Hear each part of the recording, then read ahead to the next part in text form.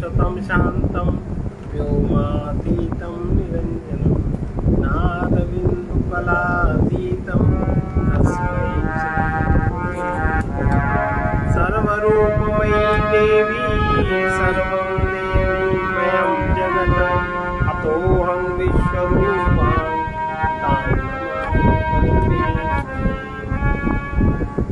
ये जीवन में किसी भी प्रकार की उन्नति के दो साधन हैं, त्याग और विवेक।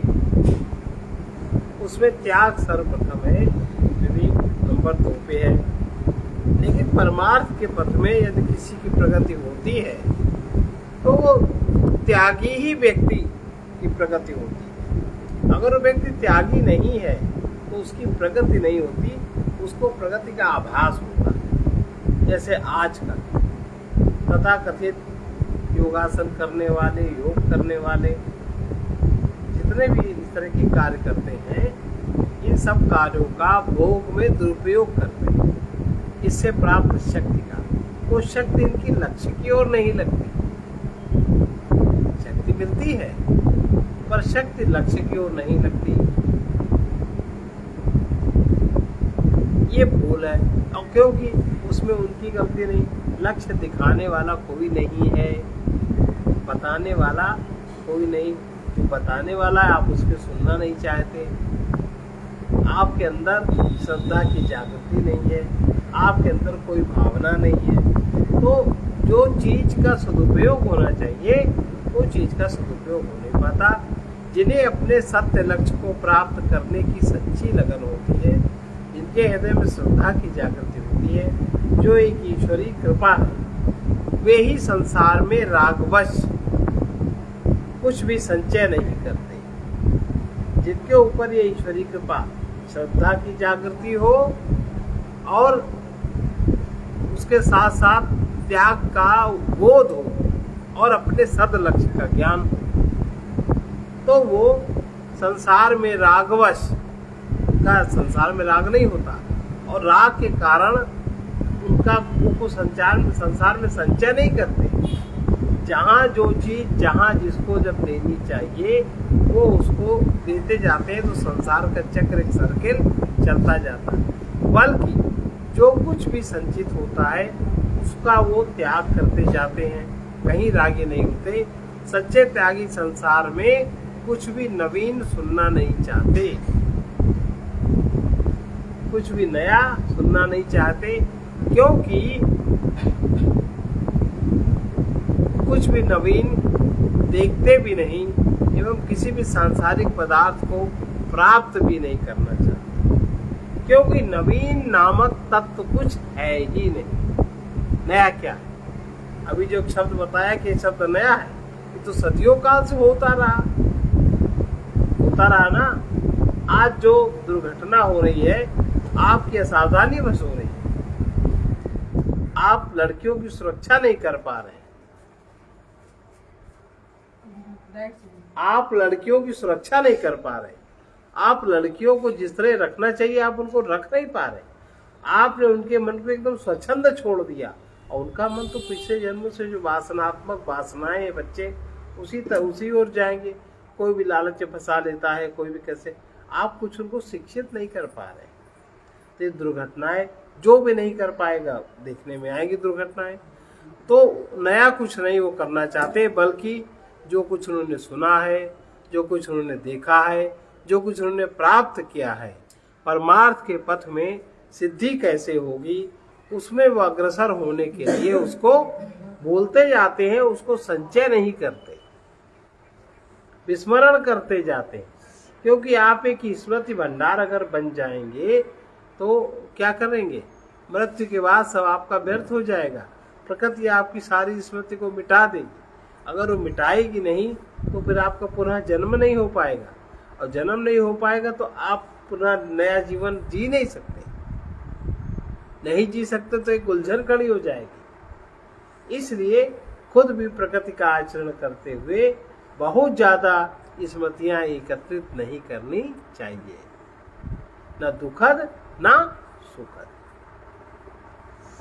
और जो ये सब बहुत एकत्रित करता रहता है उसका जीवन एक बोझ हो जाता है, जो प्रवाह में नहीं बहता।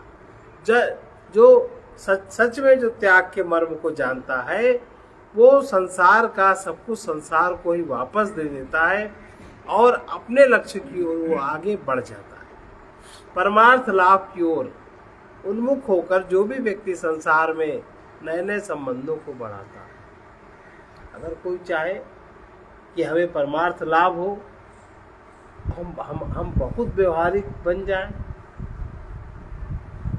क्या देगा उसके पास है क्या? अगर आप बहुत व्यवहारिक बन जाओगे, हर जगह आप गए, आपने हर जगह खाया पिया रहा, उसने आपको कुछ दिया, आप उसको कुछ बताया, ये जो व्यापार व्यवहार है ये आपको कहाँ ले जाएगा और उनको भी कहाँ ले जाएगा?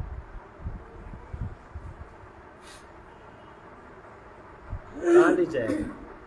आज आप कहाँ जा रहे हो, क्या हो रहा है?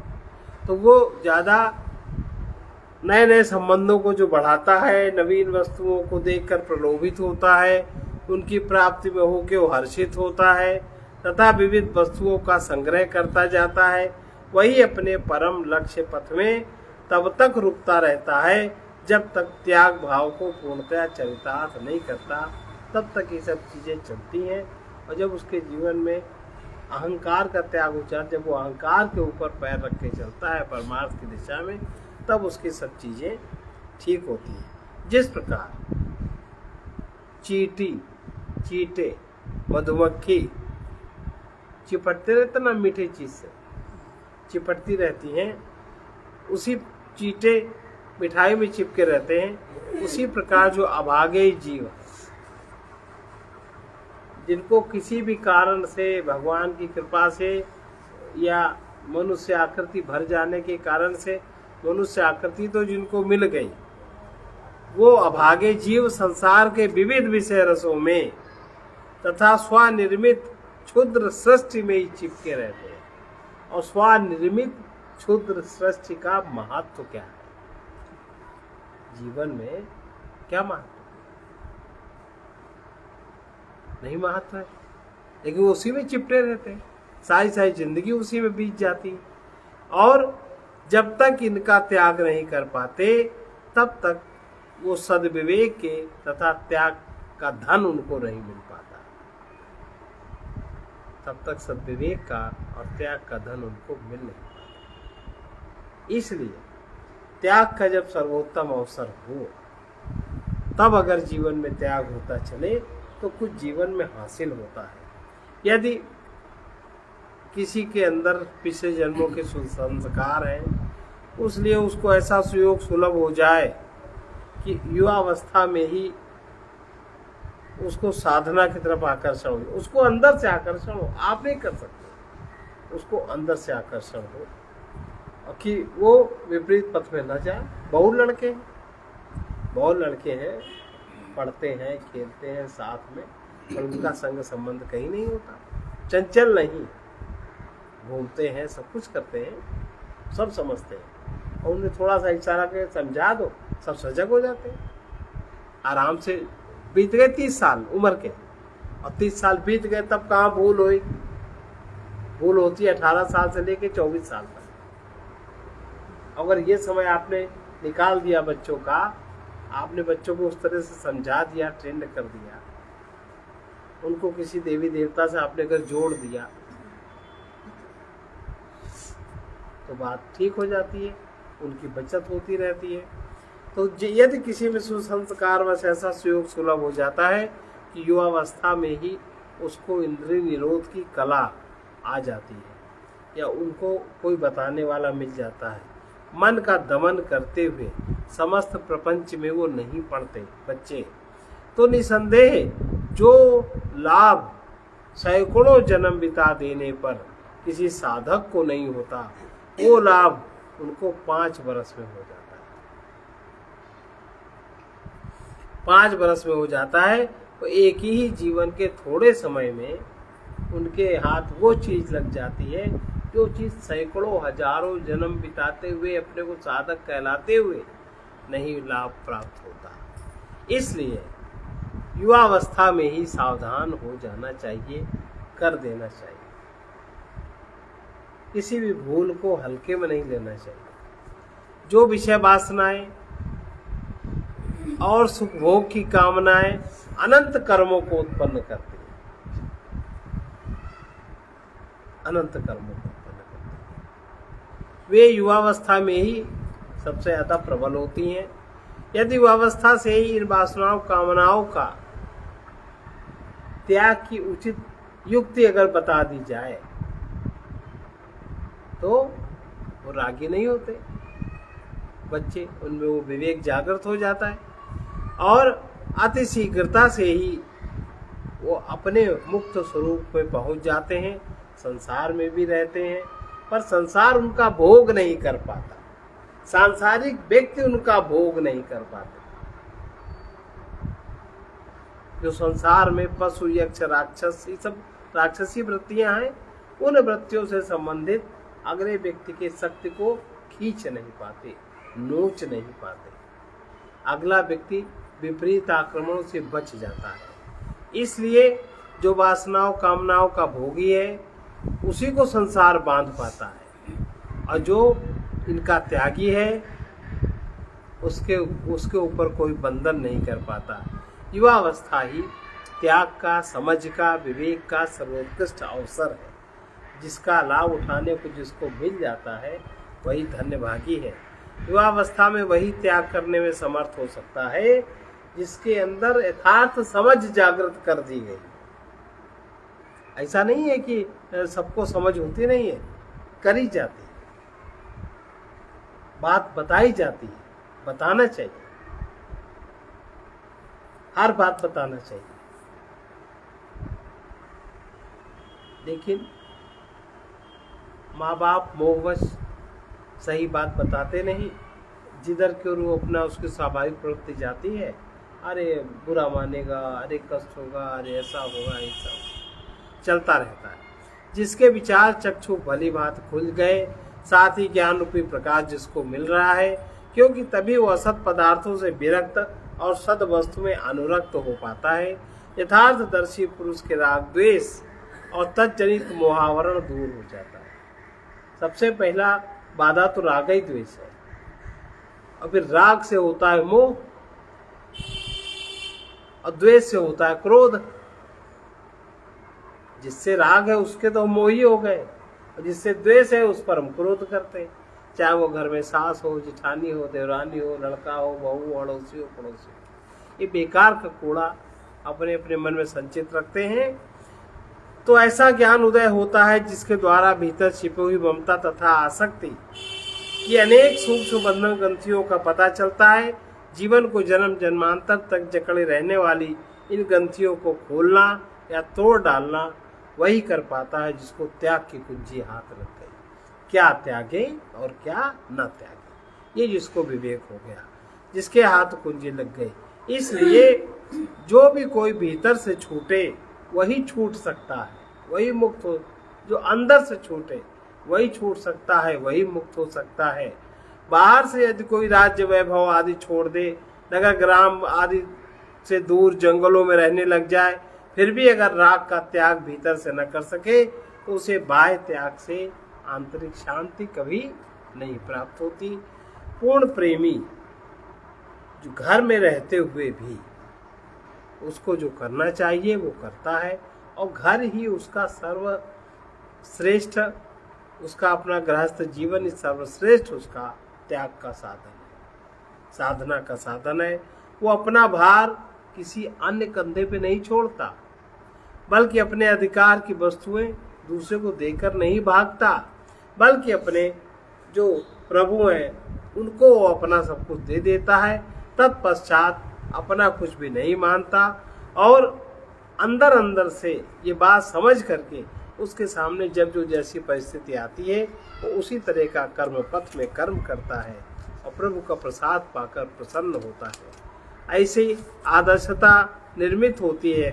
सर्वत्र आराध्य प्रभु का ही जानकर वो निराभिमान भाव से भगवान की आज्ञा अनुसार जगत में व्यवहार करता है, अपनी बात नहीं चलाता और इस प्रकार जो वाकई में सत्य का प्रेमी है उसके जीवन में सत्य आचरण होता है, सत्य वाणी होती है, सत्य संकल्प होता है, सत्य कर्म होता है, तो सत्य फल भी उसी के सामने आता है, दूसरे सामने नहीं आएगा। अब वो सब अपना सब कुछ परम प्रभु को देकर, उनका मान कर, अंदर से वो त्यागी हो जाता है, खाली हो जाता है, और परम प्रभु को अपने में लेकर वो अनुरागी हो जाता है। तो त्याग और अनुराग, जो कुछ भी अपने पास है परमात्मा को सौंप देना और परमात्मा को अपना स्वीकार कर लेना। अब ये बन गया आधार। अब बाकी सब उस आधार के ऊपर हर रचना चलेगी, तो वो रचना आपके दिल में उतनी प्रभावी नहीं हो पाएगी। जो भीतर का आधार जब मजबूत हो गया, अब वहां त्याग करके भागने की जहां धुन है, वहां अभिश्रम है, थकावट है, और जहां त्याग करके बैठने का अवसर है वहां पूर्ण विश्राम है, निश्चिंतता है। यही सुंदर त्याग है। ऐसे त्यागी को ही परम प्रेमास्पद प्रभु का योग सुलभ होता है, जो सब कुछ त्याग कर देने के पश्चात शेष रह जाने वाले चिन्मात्र स्वरूप आत्मा के चरण में स्थित रहना जान जाता है। आत्मा से अहंकार कैसे बना, अहंकार किस तरह छूटेगा, हम सत्य में कैसे स्थित हो सकते हैं, जो इस टेक्निक को जान जाता है वही सच्चा त्यागी हो जाता है। वही चिन्मात्र स्वरूप आत्मा की शरण में स्थित रहना जान गया है। यहीं पर त्यागी पुरुष शांति के वातावरण में अटल गंभीरता तथा पूर्ण शक्ति की शालीनता के साथ परमानंद का अनुभव करता रहता है। कोई सच्चा त्यागी ही ज्ञानी और प्रेमी होकर अपने महान उद्देश्य का लाभ कर पाता है। इसके नीचे किसी को महान उद्देश्य नहीं मिलता, सब मजदूर के मजदूर रह जाते। भाई आपस में संबंध क्या है? क्या कोई किसी को प्रेम भी करता है? अपनी अपनी वासनाओं से सबको लगाव है। किसी को अपने मोह से लगाव है, मोह से वासनाओं से। हमारी वासनाओं की पूर्ति है तो आप बहुत कुछ हो, तो हम आपको चाहते हैं, और नहीं है तो हम आपको नहीं चाहते। यदि परम लक्ष्य की प्राप्ति के लिए किसी भी प्रकार की साधना करते हुए अनेक प्रकार की सांसारिक सुख सुविधा कामनाओं वासनाओं का त्याग अगर नहीं हो पाता, तो अपने लिए अभीष्ट सत्य लक्ष्य तक पहुंचना बहुत ही दुष्कर है। क्योंकि सांसारिक भोग सुखों की कामनाएं वासनाएं जीव को बलात् भोगासक्त बना ही देती हैं। इनके त्याग से ही सत्य का विकास होता है, और इसी से अपना गंतव्य पथ की ओर प्राणी अग्रसर होता है। भोगी मनुष्य का मन कहीं भी स्थिर नहीं हो सकता, वरन द्वंद्वाघातों के कारण सदैव डावाडोल की स्थिति में रहता है। इसी से भोगी के मन में कभी दृढ़ विश्वास ही नहीं हो। भोगी व्यक्ति किसी पे विश्वास नहीं करता, भगवान पर भी वो विश्वास नहीं करता।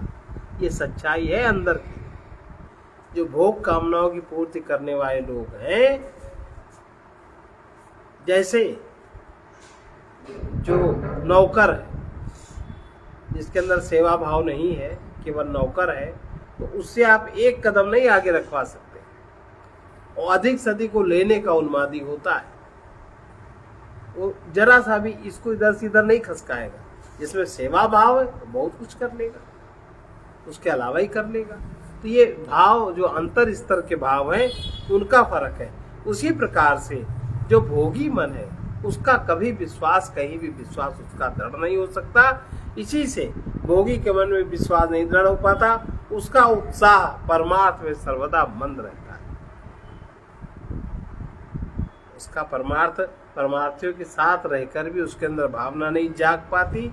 सुखोपभोग का रागी मनुष्य अपने स्वार्थ की सिद्धि के लिए समय समय पर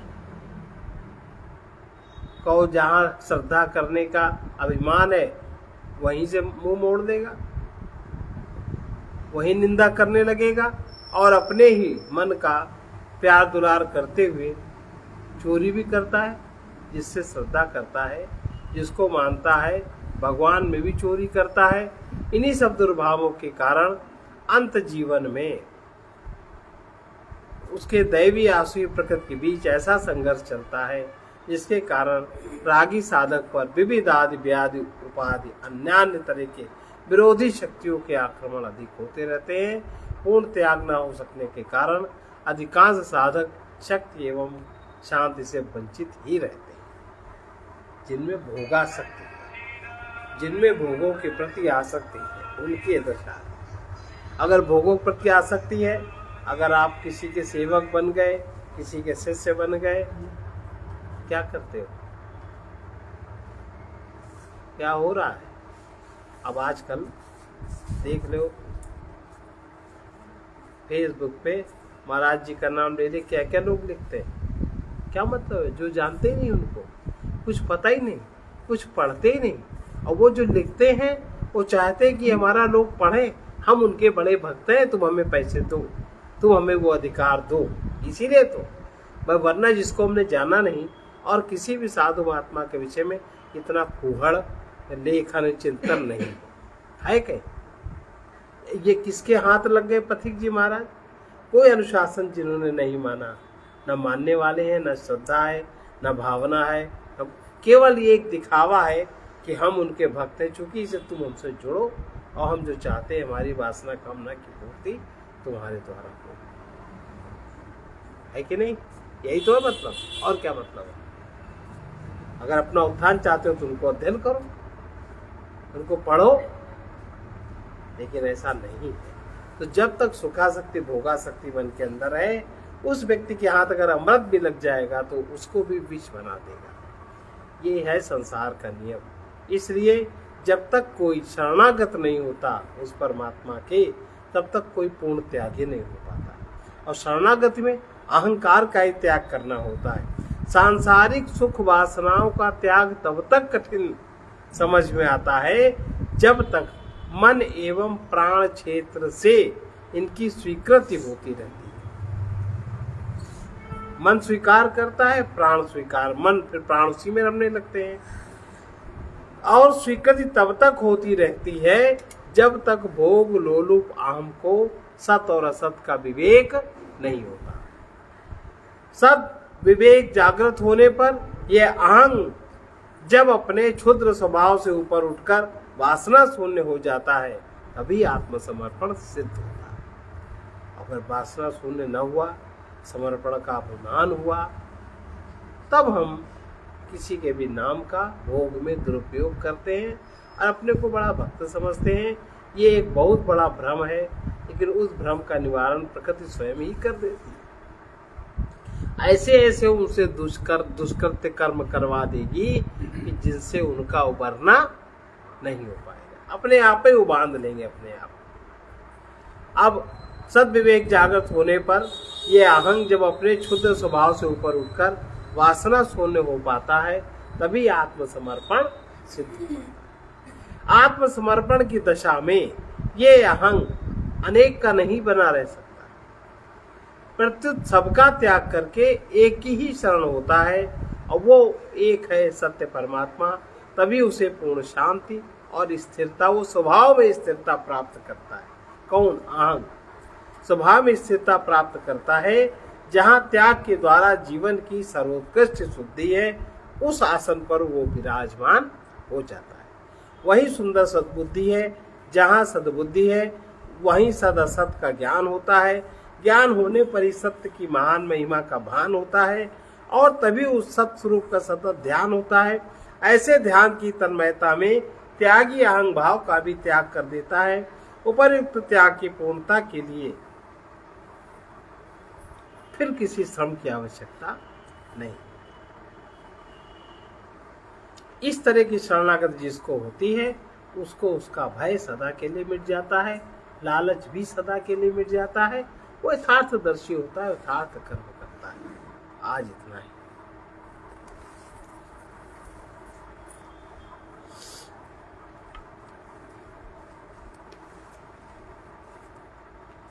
देखो कितना बढ़िया ये गीत है। त्याग और प्रेम कैसे पूर्ण होगा, ये बात कितनी सत्य है। यह सच है त्याग प्रेम कोई जीवन में पूर्ण बनाना है। यह सच है त्याग प्रेम कोई जीवन में पूर्ण बनाना है। इस राग द्वेष की सीमा को, इस राग द्वेष की सीमा को जैसे हो तोड़ मिटाना है, जैसे हो तोड़ मिटाना है। जब तक हम रागी द्वेषी हैं, जब तक हम रागी द्वेषी हैं, इस जग से हुआ विराग नहीं, इस जग से हुआ विराग नहीं। जब तक अंतर में भेद भाव, जब तक अंतर में भेद भाव, तब समता में अनुराग नहीं, तब समता में अनुराग नहीं। चिंता भय को आस्तिक जीवन, चिंता भय को आस्तिक जीवन, बेमिलता कोई भाग नहीं, बेमिलता कोई भाग नहीं। जब तक की अहंता ममता है, जब तक की अहंता ममता है, तब तक हो पाया त्याग नहीं, तब तक हो पाया त्याग नहीं। अब आत्मनिरीक्षण करके सब, अब आत्मनिरीक्षण करके सब दोषों को दूर हटाना है, दोषों को दूर हटाना है। यह सच है त्याग प्रेम कोई, यह सच है त्याग प्रेम कोई, जीवन में पूर्ण बनाना है, जीवन में पूर्ण बनाना है। अपना हित तभी हो सकेगा, अपना हित तभी हो सकेगा, जब मान भोग की चाह न हो, जब मान भोग की चाह न हो।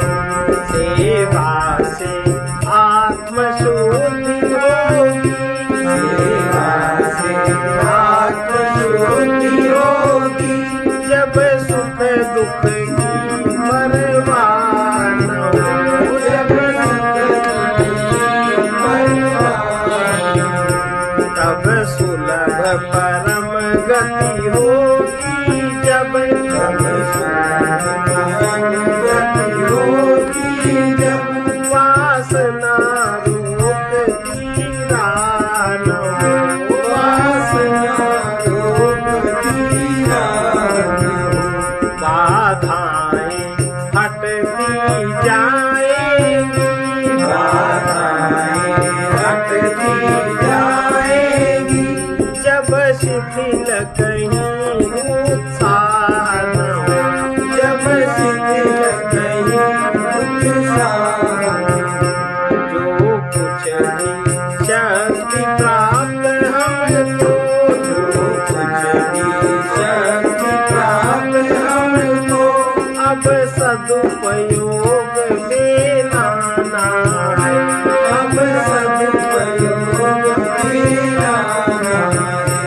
यह सच है त्याग प्रेम कोई, यह सच है त्याग प्रेम कोई, जीवन में पूर्ण बनाना है, जीवन में पूर्ण बनाना है। चाहते यही हम सब प्राणी, चाहते यही हम सब प्राणी, आनंद प्राप्त हो जीवन में, आनंद प्राप्त हो जीवन में।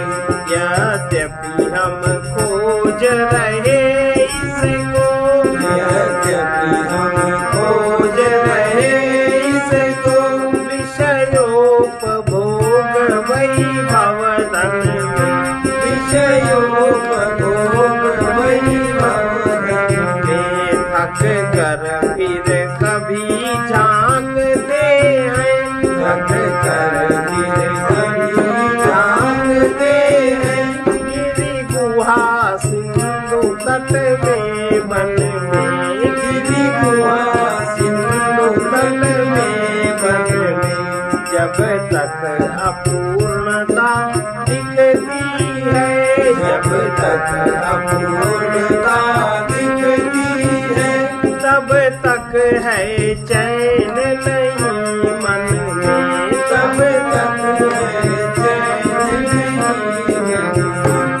पूर्णता सत्य में रहती है, पूर्णता सत्य में रहती है, हमने असत्य में माना है, हमने असत्य में माना है। यह सच है त्याग प्रेम कोई, यह सच है त्याग प्रेम कोई, जीवन में पूर्ण बनाना है, जीवन में पूर्ण बनाना है। त्याग की पूर्णता में न रहेगा, ज्ञान की पूर्णता में न रहेगा अहम और ममता बंधन, अहम और ममता बंधन, फिर असंगता हो जाएगी, फिर असंगता हो जाएगी। नित्य मुक्ति का सुचि साधन, नित्य मुक्ति का सुख साधन, प्रेम की पूर्णता होते ही, प्रेम की पूर्णता होते ही, सर्वमय मिलेंगे आनंद घन, सर्वमय मिलेंगे आनंद घन। जब चित चिन्मय हो जाएगा, जब चित चिन्मय हो जाएगा, योगी होगा ये भोगी मन, योगी होगा ये भोगी मन है यही पथिक का परम लक्ष्य, पथिक का परम लक्ष्य, परमार्थ से ही पाना है, परमार्थ से ही पाना है। यह सच है त्याग प्रेम कोई, यह सच है त्याग प्रेम कोई, जीवन में पूर्ण बनाना है, जीवन में पूर्ण बनाना है। इस राग द्वेष की सीमा को, इस राग द्वेष की सीमा को, जैसे भी तोड़ हटाना है, जैसे तोड़ हटाना। यदि शक्ति वृत्ति कब शांत होती, जब शक्ति बिखरी नहीं होती, और जिसकी वृत्ति अशांत है इसका मतलब उसकी शक्ति का बिखराव बहुत ज्यादा है। जब शक्ति बिखरी नहीं है, वृत्ति शांत है, तो विचार से निर्विचार में, शब्द से शून्य में होना सहज साधना है।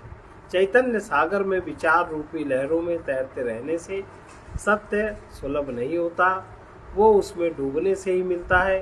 सेवा की पूर्णता, त्याग की पूर्णता, पूर्ण त्याग में ही प्रेम पूर्ण होता है।